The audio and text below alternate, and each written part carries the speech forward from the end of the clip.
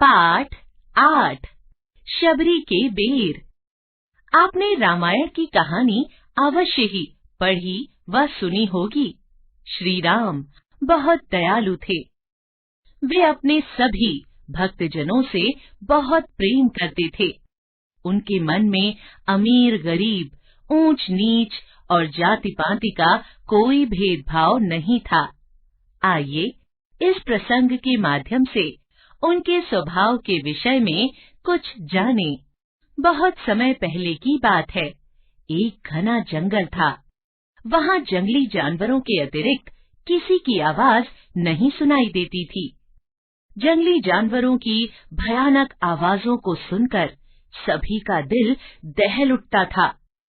उसी जंगल में घने पेड़ों और झाड़ियों के बीच में एक छोटी सी कुटिया थी, जिसमें एक बूढ़ी औरत रहती थी।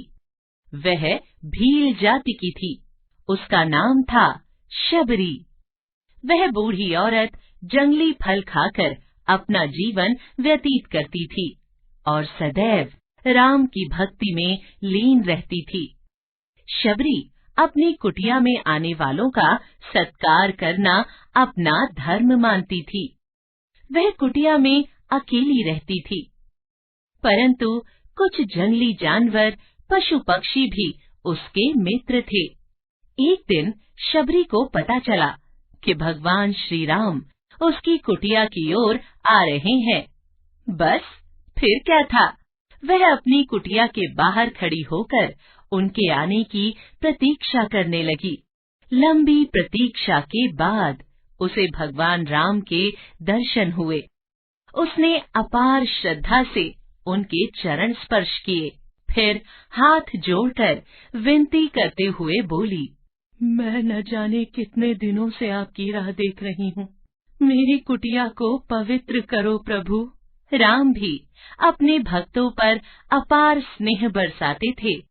वे शबरी के कहने पर उसके साथ कुटिया में जा बैठे। शबरी की खुशी का ठिकाना न रहा। वह अतिथि का सत्कार करने के लिए अपनी कुटिया में इधर उधर देखने लगी। तभी उसे कुछ ख्याल आया। वह तुरंत कुटिया से बाहर निकली और पके हुए बेर तोड़ लाई। उसने बेरों की टोकरी भगवान के सामने रख दी। फिर उसे विचार आया, यदि ये बेर खट्टे हुए तो भगवान क्या सोचेंगे। इसलिए वह एक एक बेर उठाकर चख चख कर उन्हें खिलाने लगी। जो बेर मीठा होता उसे अपने भगवान राम को खिला देती और जो बेर खट्टा होता उसे फेंक देती। भगवान राम यह देखकर मंद मंद मुस्कुरा रहे थे। वे शबरी के जूठे बेरों को बड़े प्रेम पूर्वक खा रहे थे। शबरी के बेर जूठे नहीं थे, अपितु यह तो उसकी भगवान राम के प्रति अपार श्रद्धा और प्रेम था। एक भीलनी के जूठे बेर खाने में श्री राम ने बिल्कुल भी संकोच नहीं किया। इससे पता चलता है कि उनकी दृष्टि में ऊंच नीच या जाति पाति का कोई भेदभाव नहीं था। वे सभी प्राणियों को समान समझते थे। इसीलिए तो हम उन्हें भगवान मानते हैं।